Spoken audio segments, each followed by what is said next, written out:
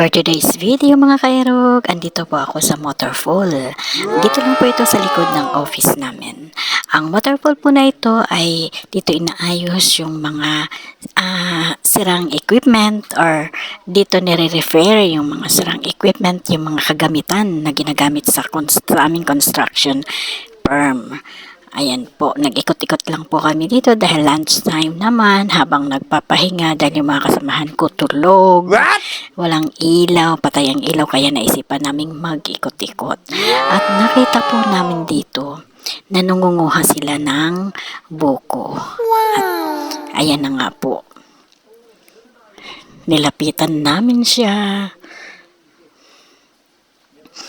para makahingi na rin ng buko. Oh, ayan, diba? My God. Ayan si Randy, isa sa mga electrician namin. Ayan po, diba? Ang sarap ng kainan ng buko dyan. Wow! Para na rin kami nasa bundok neto. Diba? Kasi ang tataas po ng buko din dito. Madami ding tanim na buko dito sa likod ng construction firm. Ayan ang aming engineer, si Marinette. Ayan ang kapatid niya, si Jojo, ang aming dakilang taga-maneho. Ayan po. Diba, ang likot ng ang likot ng camera ko. Pati ako, kahit ako, nahihilo. Ayan si Luis. Diba, makapwesto, talaga na mga akala mo nasa bahay lang, pero dito lang po yan sa likod ng opisina namin. Ayan, parang kala mo nakikipag-inuman eh. What? Di po ba? Pero buko lang po yan. Galing yan dyan sa puno. Ayan po yung vulcanizing, yung nakikita nyo or kaya car wash na rin. Yung doon sa kabila. Di ba po mga puno ang nasa likuran ng aming opisina. Ayan, iba't ibang klaseng puno siya.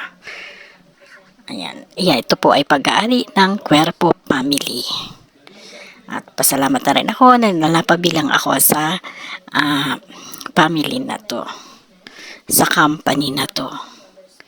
Ayan po ang tataas po ng puno. Kala mo naman talagang nasa bundok na kami. Dito lang po yan sa likuran ng office. Diba? Ang lalago ng mga puno nila, lalo na pong pagka maulan, may mga alaga din po dyan na aso, lalaking aso, pero nakakulong naman, kaya no worries.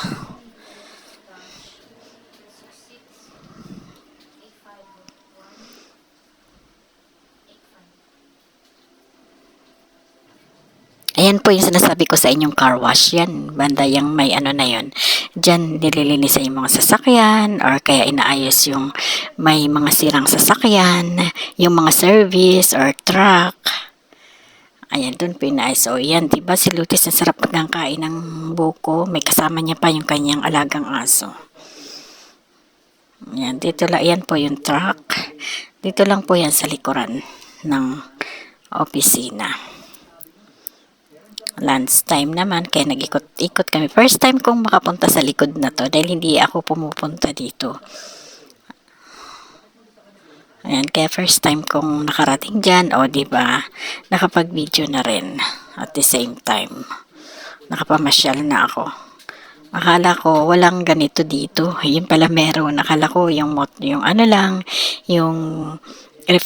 yung motorpool lang. Motorpool po ang tawag namin doon sa mga inaanahan ng mga equipment. Yan lamang po. Thank you for watching.